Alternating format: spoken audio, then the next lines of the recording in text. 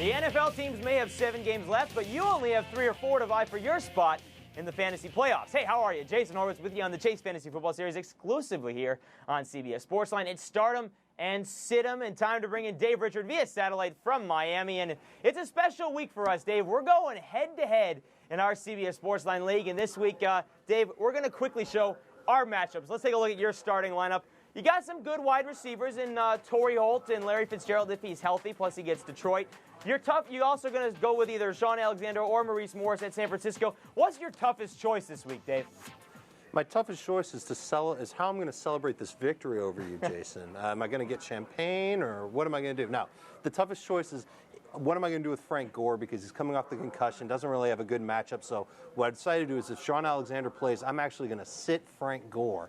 Otherwise, if he doesn't play, I'm going to sit Maurice Morris and start Frank Gore. I'm going to send you a stocking full of coal after I win my 7 straight. Let's look at my lineup real quickly.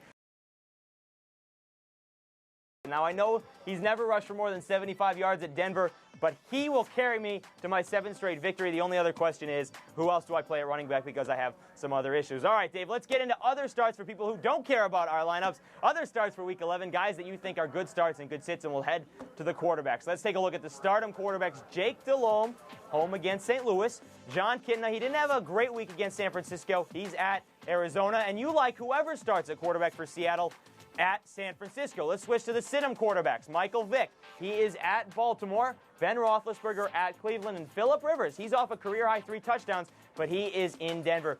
Dave, I want to ask you about the Seattle quarterbacks. The last 2 weeks, the 49ers defense has given up just over 140 yards or so passing averaged, and that included a game against John Kitna, who was a very good start heading into last week. Why do you think the Seattle quarterbacks are a good choice, especially if it's Seneca Wallace, not Matt Hasselbeck? Well, whether it's Seneca Wallace or Matt Hasselbeck, the key here is that Seattle's very familiar with what San Francisco is doing on defense. San Francisco's given up 16 pass touchdowns this year.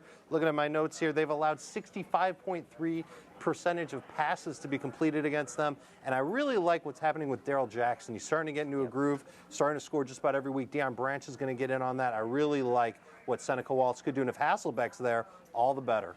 All right, so you think the last couple weeks are kind of a fluke for the 49ers defense. I would tend to agree with that. All right, let's go with the stardom running backs that Dave has for you in your lineups here. Thomas Jones at the Jets. Why not? Everybody can run on the Jets, and he's back at the Meadowlands. He ran against the Giants. And Jamal Lewis, home against Atlanta. Remember, the Falcons now without Patrick Kearney as well as part of the rest of their defense that is hurt. How about the sit-em running backs? Fred Taylor, home against the Giants, and Reuben Drones, home against Pittsburgh.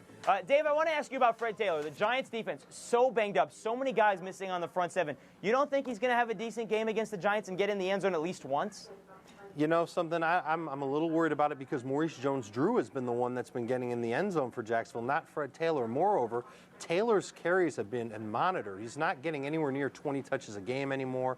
Giants defense 8th versus the run. I got a bad feeling about this. The other thing, too, is that the Giants have played 3 games in a row at home. They haven't done well at all. I think they break out this week on the road against Jacksonville, assuming the weather cooperates with them. So I'm trying to stay away from Fred Taylor this week. It's tough to break out, though, when you have nobody other than backups coming in week after week. All right, let's go to the stardom wide receivers.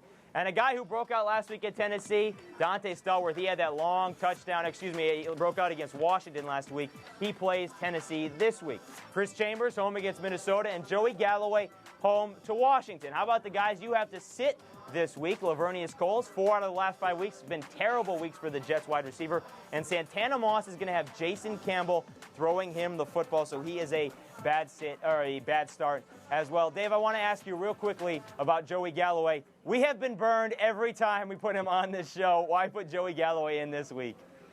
Well, Tampa Bay's offense is looking for a reason to explode. Washington's offense, they've got Campbell in there. You got to expect some turnovers. Liddell Betts running the ball. Tampa's been okay against the run, not necessarily the pass. Let's just say that Washington turns the ball over a couple times and Gradkowski hits his man Galloway for a touchdown. And remember this, last year they met in Tampa Bay and Galloway had a bananas game against them, a touchdown and 131 yards. It's huge. I really think I think the jinx is on this week for us. Start Galloway if you've got him. All right, Dave, we're looking for a good week out of you, but don't forget, this is not all of Dave's starts and sits. You can read all of his articles throughout the weekend, as well as Jamie Eisenberg, as you head up through the weekend heading into Week 11. Dave, good week for you. We'll talk to you real soon. Worst of luck to you, Jason. Yeah, I appreciate that. Remember, this is going to be 7 straight for me. All right, folks, that's going to do it for Stardom Cinema here on the Chase Fantasy Football Series. Good luck in Week 11. Until next time, I'm Jason Horowitz, and I'm going to be 7-4. Take care.